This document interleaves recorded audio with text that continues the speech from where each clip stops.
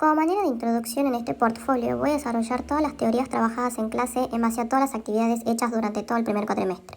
El mismo va a contener el primer eje de la materia con sus respectivas unidades. Estas unidades son Sociología y Sociedad, comunidad número 1, Augusto Comte y Karl Marx, comunidad número 2, y la unidad número 3, Emily Durkheim y Max Weber. Comenzando a desarrollar este portfolio, mi eje se va a centrar en la sociología. ¿Qué es la sociología? Es la ciencia que comprende y explica la sociedad en su conjunto, como interacción y como producto en su funcionamiento, estructura y cambios. ¿Cuál es su objeto? En la actualidad, el objeto de la sociología es la construcción de teorías que expliquen los fenómenos sociales, así como la explicación empírica de dichas teorías que permitan construir y refutar el pensamiento sociológico en relación con los hechos sociales estudiados. Las teorías sociológicas son elaboraciones de interpretaciones abstractas que pueden utilizarse para explicar una amplia variedad de situaciones empíricas. Es una visión de la realidad, pero no cualquier visión. Es una sistemática coherente y guiada por un aparato teórico conceptual. Son exploraciones desde nuevos puntos y conceptos e ideas para explicar fenómenos nuevos, no vistos. La sociología nos muestra la necesidad de adoptar un punto de vista mucho más amplio acerca de por qué somos como somos y por qué actuamos como lo hacemos. Nos enseña que lo que consideramos natural, inevitable, bueno o verdadero puede no ser así, y que lo normal de nuestras vidas está enormemente sufrido por fuerzas históricas y sociales. Para obtener una perspectiva sociológica es fundamental la comprensión de las formas útiles en que nuestra vida individual refleja los contextos de nuestra experiencia social. La vida cotidiana es el conjunto de actividades que las personas realizan diariamente en situaciones concretas y definidas, dentro de un contexto determinado. Es la dimensión en que se despliega la vida concreta de cada uno de nosotros, en contexto socioeconómico y políticos definidos. Como primera actividad dentro de la materia, la profesora Tania nos hizo llenar un formulario. En esta nueva tarea número 2, teníamos que definir qué es lo social. Para mí, lo social es la producción humana que se modifica a través del tiempo. Es proceso y es producto. Por tanto, su naturaleza es histórica, propia de una cultura y de una sociedad. En el punto número 2, había puesto que la acción social, en la época de mis abuelos, que era considerada como antinatural, era ver a la mujer trabajar. Esta tercera actividad, había que realizar una descripción detallada de nuestras vidas cotidianas y analizar utilizando los ejemplos propuestos por Falikov y por Giddens.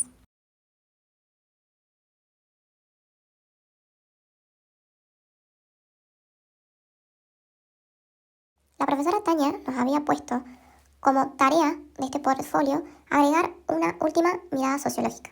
¿Qué me deja de reflexión estas actividades? Me deja de reflexión que la vida cotidiana busca comprender cómo las acciones y comportamientos cotidianos están influenciados por factores sociales más amplios, como normas, roles e instituciones. Asimismo, este enfoque puede examinar cómo la cultura popular y los medios de comunicación influyen en la comprensión de la vida diaria y en la construcción de identidades colectivas. A medida que voy analizando mi vida, puedo comprender que soy una construcción social influenciada por muchas fuerzas, que no solo me afectan a mí, sino a todos. En esta nueva actividad, número 4, que fue presentada el día 3 de mayo, consistía en hacer un currículum o ficha técnica de un pensador o sociólogo. A nuestro grupo nos tocó Anthony Giddens y esta actividad tenía un plazo de entrega hasta el 10 de mayo.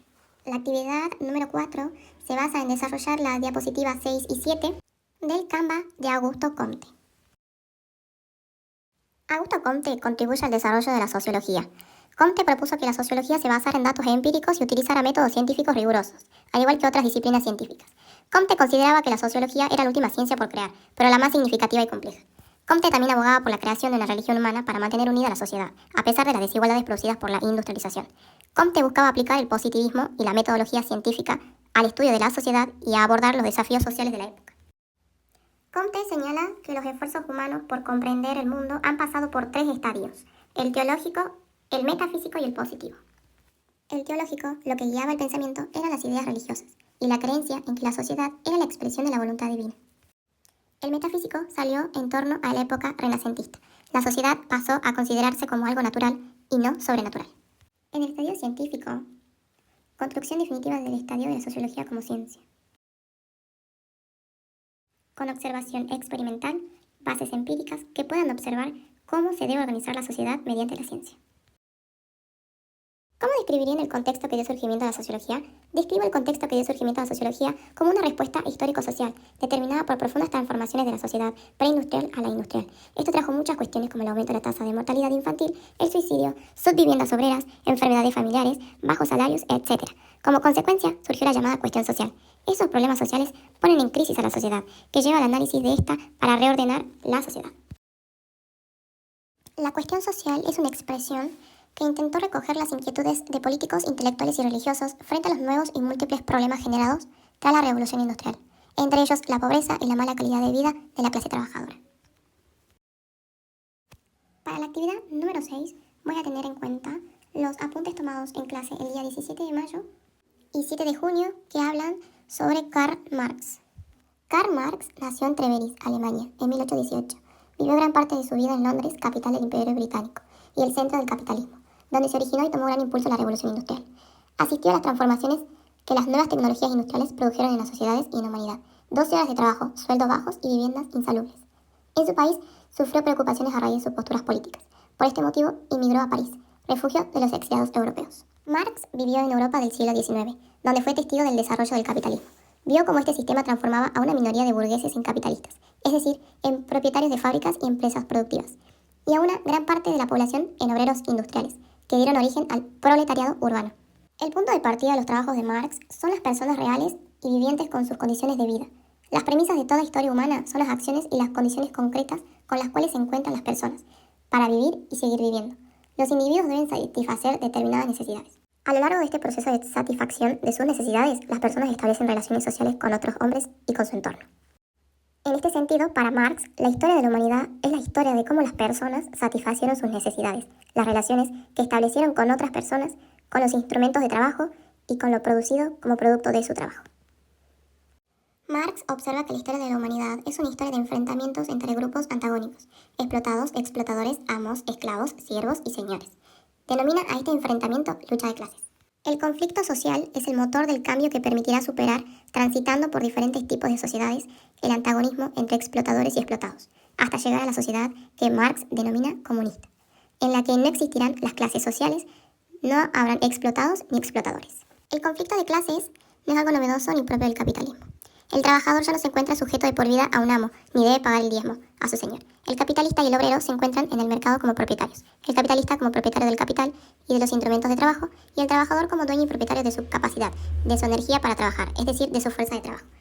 En las sociedades capitalistas los hombres alineados no se ven como personas libres, sino como objetos, que los capitalistas usan cuando necesitan y cuando no lo necesitan se desprenden de ellos. En esta actividad número 7 vamos a presentar a Emily Durkheim. El día 14 de junio, los chicos presentaron el currículum vitae de Emily Durkheim. Durkheim establece el método y el objeto de la sociología. El objeto son los hechos sociales. La división del trabajo en la sociedad analiza los fenómenos sociales que se producen como consecuencia de la división del trabajo, es decir, la creciente diferenciación entre las ocupaciones propias de la industrialización. Las formas de solidaridad establecen dos tipos de sociedades: las sociedades preindustriales o tradicionales y las sociedades modernas, capitalistas e industriales.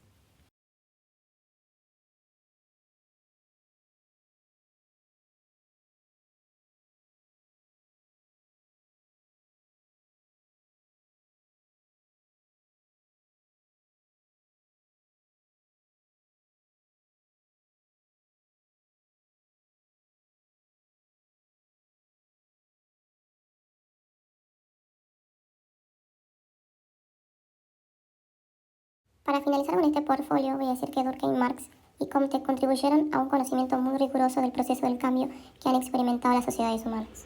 Me permitieron entender que la sociología entiende el presente, estudia el pasado y las conductas que se repiten a lo largo del tiempo.